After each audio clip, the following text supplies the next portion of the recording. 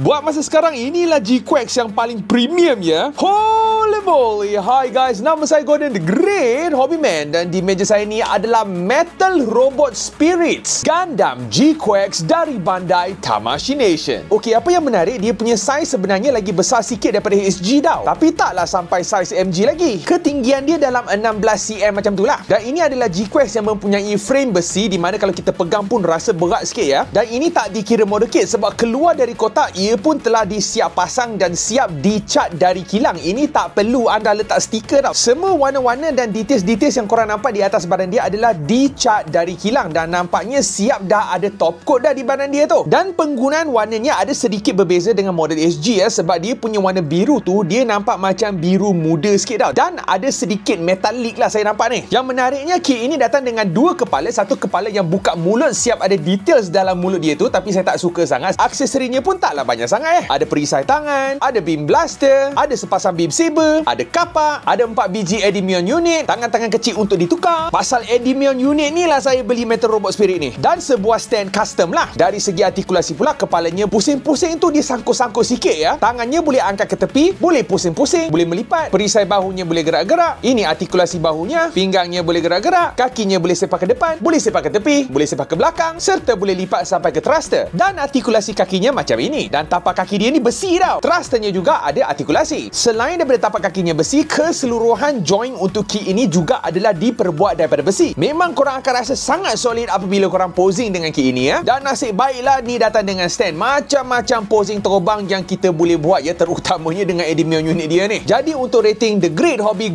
X dengan Great Hobby EX rating, saya akan bagi The Great Hobby EX approve ya. Memang paling tinggi saya bagi ni. Alright, jadi sampai di sini saja video kita. Kita jumpa lagi di video yang baru.